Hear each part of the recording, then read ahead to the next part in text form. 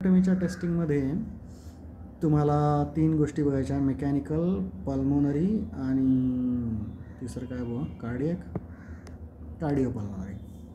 Mechanical तुम्हाला FEV1 बघायचा आहे, PPO FEV1. पॅरेंकायमलमध्ये तुम्हाला DLCO बघायचा आहे. तर दोघांचं मिळून मग तुम्हाला रिस्क स्ट्रॅटिफिकेशन करायचं आहे. लेस दॅन 40 असेल तर कट ऑफ आहे तो त्यांचा, पण इथे त्यांनी मग डिवाईड करताना 30-60 का केलं काय माहिती. तर लंगचे सबसेगमेंट आहेत 10-10 इकडे आणि 6-4-12. तर टोटल 42 सेगमेंट आहेत. आणि या दोघांचा प्रोडक्ट पण करतात ते, तो 4-16-1600च्या खाली असेल तर हाय रिस्क आहे. दोघेही इंडिपेंडंट आहेत, कारण की मेकॅनिकल आणि डिफ्युजनचा काही संबंध नाही आहे. कार्डिओपल्मोनरी तुमचं स्मोकिंगने अफेक्ट होईल, इस्केमिकने अफेक्ट होईल. युजली हे सगळं CA लंगसाठी करतात सर्जरीज, आणि वस्क्युलेचर पण तुमचं खराब असेल. कार्डिओ वस्क्युलर वर्कअपमध्ये स्ट्रेस टेस्टिंग दिलं आहे. आपण आधी बघितलं की साध्यावाल्या कुठल्या आहेत, stair climbing, shuttle walk, 6 minute यांच्या व्हॅल्यूज पण आपण बघितल्या सिपेटमध्ये. 10 mlच्या खाली खूपच इनऑपरेबल आहे. 1 फ्लाईट ऑफ स्टेअर आहे.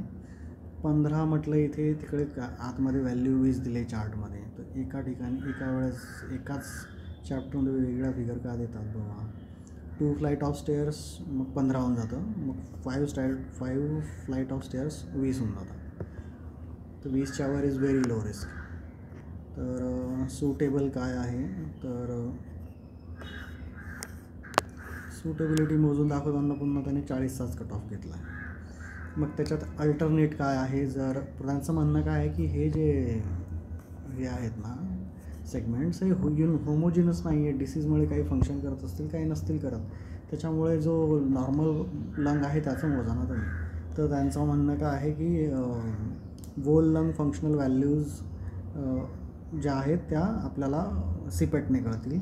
इंडिव्हिज्युअल तुम्हाला करायचं तर मग VQ करावं लागतील. मग या ज्याही बघितल्या या होल लंग आहेत. मग तुम्हाला इंडिव्हिज्युअल करायचं तर VQ टेस्टिंग करावं लागेल.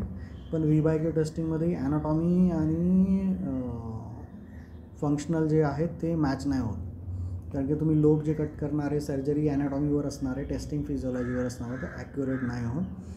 नंतर मग इन्व्हेजिव्ह टेस्ट करू शकता तुम्ही मिमिक करण्यासाठी. तुम्ही टेम्पररी ब्रॉन्कस किंवा आर्टरी चॉकअप करून चेक करू शकता. तेवढं कोणी करणार नाही.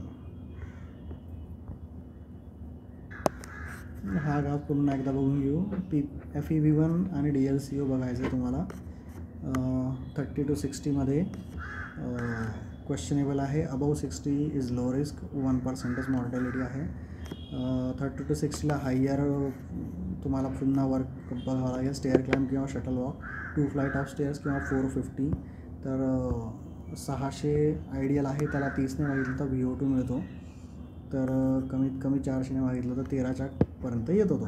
15 पकडतला आहेत त्यांनी, तर 15 किंवा 20 अशी फिगर घेतली आहे. मग तुम्ही सिपेट करायची. सिपेटवर लेस दॅन 10 खूपच हाय रिस्क होऊन जाते. 10% मॉर्टॅलिटी आहे.